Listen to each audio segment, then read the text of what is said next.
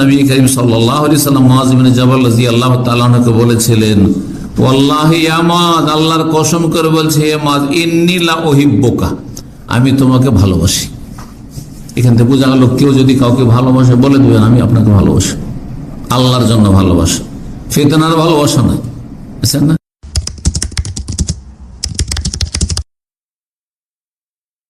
যে ভালো মানুষদের সাথে চলাফেরা করবেন, ওঠা বসা করবেন, তাদের সংসর্গ গ্রহণ করবেন। খারাপ যারা শুধু দুনিয়ার গালগল্প আর ফরজ অজেব থেকে গাফিল, ইলম শিক্ষা থেকে গাফিল, ফরজ আমল করা থেকে গাফিল, নেকির কাজে গাফিল, উদাসীন, শুধু দুনিয়াদারি, ওদের সংসর্গ বর্জন করবেন। যত তাদের সাথে বসবেন তত আপনি আল্লাহর অকৃতজ্ঞ হয়ে যাবেন, আল্লাহ শুকরিয়া আদায় করতে পারবেন, আল্লাহ শুকরিয়া আদায় করতে পারবেন না। আজকাল দুনিয়াদারি যেসব পার্টিগুলো হয়ে থাকে, খাওয়া দাওয়া, এক সময় তাদের মজলিসে বসে দেখেছি, মানে সব রকম লোক আসছে, যিনি দাওয়াত দিয়েছেন তিনি একটু ভালো মানুষ, তো আমাকেও দাওয়াত দিয়েছেন। এক সময় ওই আপনার প্রথম 2005-7 সাল পর্যন্ত এগুলোতে খুব বেশি হয়তো যাওয়া যায় হইতো।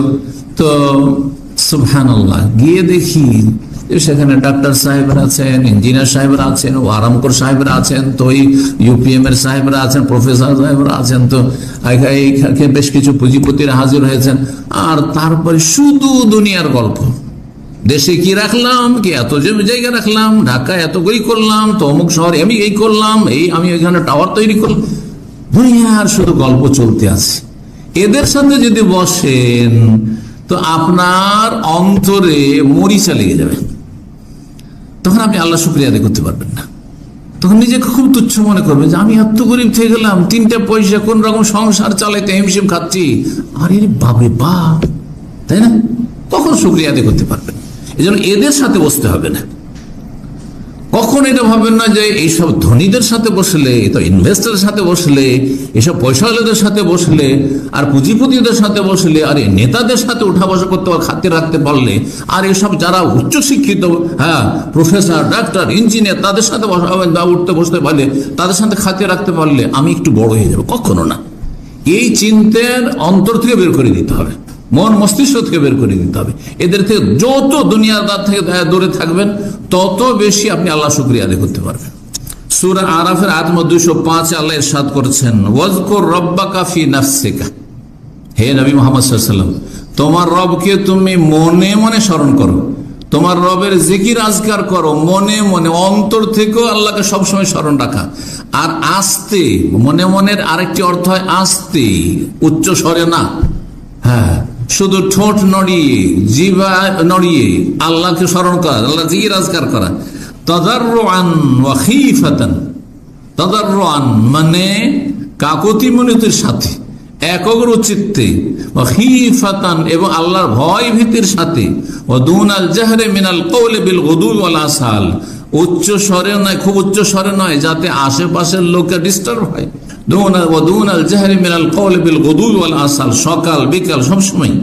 ওয়ালা তাকুন মিনাল গাফিলিন, আর গাফিলদের দলভুক্ত হইও না, যারা উদাসীন তাদের দলভুক্ত হইও না, কারণ গাফিলদের দলে শামিল হলে জাহান্নামে যেতে হবে। কোরআনে কারিমে আল্লাহ সূরা ইউনূসের একটি আয়াতে ইরশাদ করেছেন, ইন্নাল্লাযীনা লা ইয়ারজুনা লিকাআনা ওয়া রাযু বিল হায়াতিদ দুনিয়া ওয়া তুমাআন্নু বিহা ওয়াল্লাযীনা আন আয়াতিনা গাফিলুন উলাইকা মাওয়াহুমুন নার। ইন্নাল্লাযীনা লা ইয়ারজুনা লিকাআনা, যারা আমার সাথে সাক্ষাৎ হবে, আল্লাহকে দেখবে, কারা? মুমিন মুসলিমরা দেখবে, জান্নাতে জান্নাতীরা দেখবে, এটা বিশ্বাস করে না, এর আশাবাদী নয়, এর আকাঙ্ক্ষাও নেই, মনের কামনা বাসনা নেই, আর চেষ্টাও নেই। লা ইয়ারজুনা লিকাআনা, দুনিয়া নিয়ে মেতে আছে। ওয়া রাযু বিল হায়াতিদ দুনিয়া, দুনিয়া পেয়ে খুব সন্তুষ্ট, যা পেয়েছে, গাড়ি বাড়ি নারী পয়সা, এটা নিয়ে খুব সন্তুষ্ট হয়ে গেছে, মেতে আছে আমোদে। ওয়া রাযু বিল হায়াতিদ দুনিয়া ওয়া তুমাআন্নু বিহা, এবং এতেই শান্তি ফিল করছে, দুনিয়ার পয়সাতেই শান্তি করছে, নেতৃত্ব ক্ষমতাতে শান্তি খুঁজছে, দুনিয়ার প্রভাব আর মান সম্মান আর খ্যাতি, এতেই সবকিছু শান্তি খুঁজছে। ওয়াতমান্নু বিহা ওয়াল্লাযীনা আন আয়াতিনা গাফিলুন, আর যারা আমার বিধিবিধান, আয়াত থেকে, শরীয়তের হুকুম আকাম থেকে উদাসীন, গাফেল হয়ে রয়েছে, উলাইকা মাআহুমুন নার, এদের বাসস্থান হচ্ছে জাহান্নাম। কয়টি অপরাধ? আখিরাত সম্পর্কে তাদের কোনো কর্মতৎপরতা নেই, চিন্তাশীল না, ওরা তো দুনিয়া নিয়ে সন্তুষ্ট, আর এতে এতে নিজের প্রশান্তি লাভ করেছে, দুনিয়াতে শান্তি পাচ্ছে, দিনে শান্তি পায় না, মসজিদ আসলে শান্তি নেই, দিনের মজলিস আসলে শান্তি পাই না, ছটফট করে শুধু দুনিয়া দুনিয়া পয়সায়, মানুষ দুনিয়া নিয়ে তাতে ইতমিনান মুতমাইন হয়ে রয়েছে, প্রশান্তি লাভ করছে। তাতে এক শ্রেণীর পাপিষ্ট আছে নাকি শান্তি পায় ধূমপান করলে।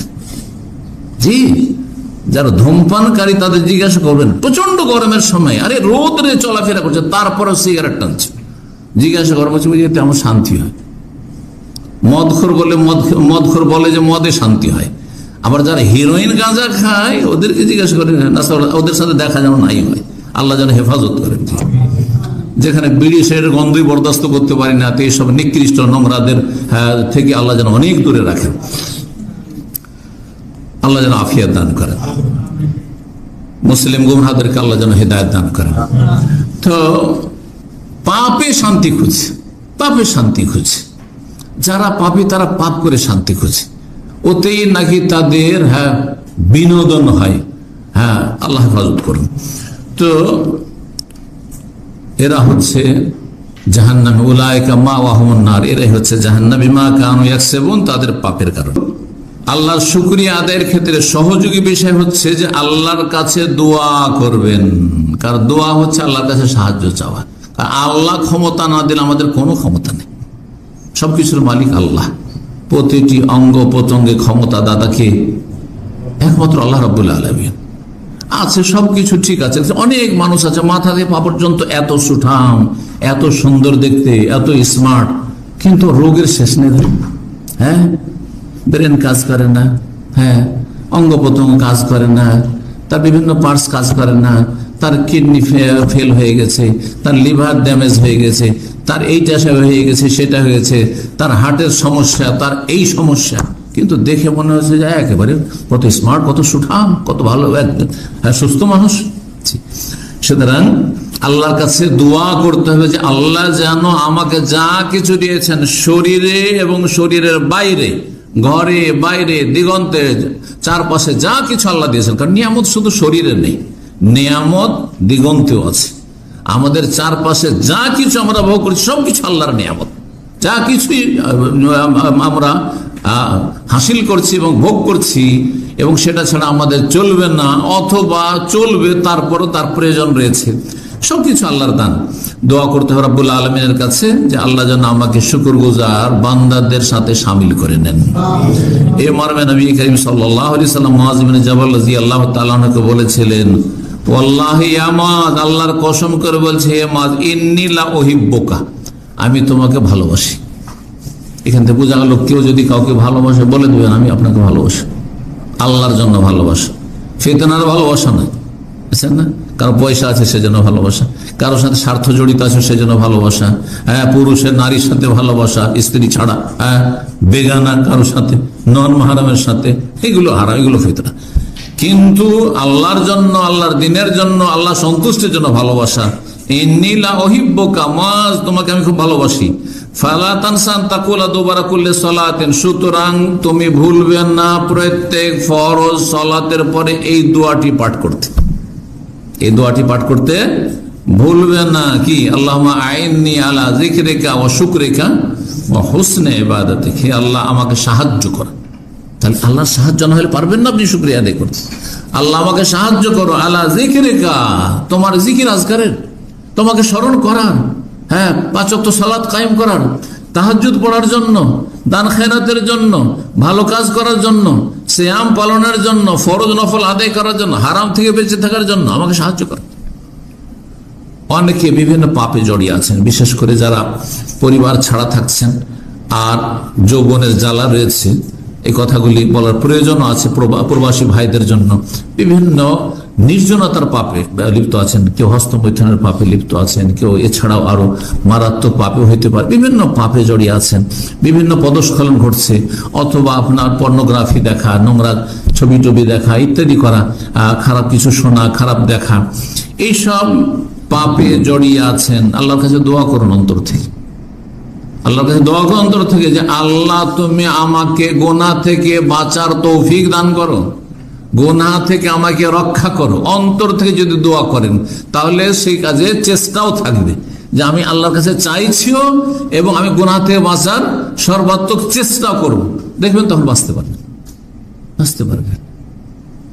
এক ভাই একদিন বলছে যে শেখ আমার ফেসবুক ছিল, কিন্তু ফেসবুকটা আমি বন্ধ করে দিয়েছি। কেন বন্ধ করেছেন? কারণ ফেসবুকে বহুবার চেষ্টা করলাম যে আমি শুধু দিনই আলোচনা শুনবো, ভালো কিছু শুনবো, ভালো কিছু দেখবো, পড়বো, কিন্তু ভালো করতে করতে যখন খারাপ চলে আসে তখন একটু দেখি আর একটু দেখি করতে করতে অনেকক্ষণ তখন ওই পাপে থেকে যায়। দেখছি যে পাপ অনেক বেশি হয়ে যাচ্ছে, চোখের পাপ হয়ে যাচ্ছে, হ্যাঁ অনেক চোখের পাপ হয়ে যাচ্ছে। তখন আমি বন্ধ করেছি। খুব ভালো কাজ করেছে। এইরকম লোকের জন্য ফেসবুক, সোশ্যাল মিডিয়া, যাতে পাপ চলে আসছে আপনার সামনে আর নিজেকে সামলাতে পারছেন না, তাদের জন্য তাতে ঢুকাই জায়েজ নাই। এসব সাইটে ঢুকা মোটেই জায়েজ না আপনার জন্য, কারণ হারাম থেকে বাঁচা ফরজ। আর হারাম থেকে যার মধ্যে বাঁচতে পারবেন সেটা করা ফরজ আপনার জন্য। আল্লাহুম্মা আইন্নী আলা যিকরিকা ওয়া শুকরিকা, শুকরিয়া আদায়ের তৌফিক দান করো, শুকরিয়া আদায়ের জন্য সাহায্য করো। ওয়া হুসনে ইবাদাতিকা, আর সুন্দর করে ইবাদত করার জন্য তুমি সাহায্য করো। তো আল্লাহুম্মা আইন্নী আলা যিকরিকা ওয়া শুকরিকা, আইন্নী আলা শুকরিকা, আল্লাহ তোমার শুকরিয়া আদায় করার জন্য আমাকে সাহায্য করো। আল্লাহ যেন অন্তর থেকে এই দোয়াগুলি করার তৌফিক দান করেন। আমরা কি কখনো ভেবে দেখেছি আমাদের বন্ধুরা আমাদের জান্নাতের পথে নিয়ে যাচ্ছে নাকি জাহান্নামের?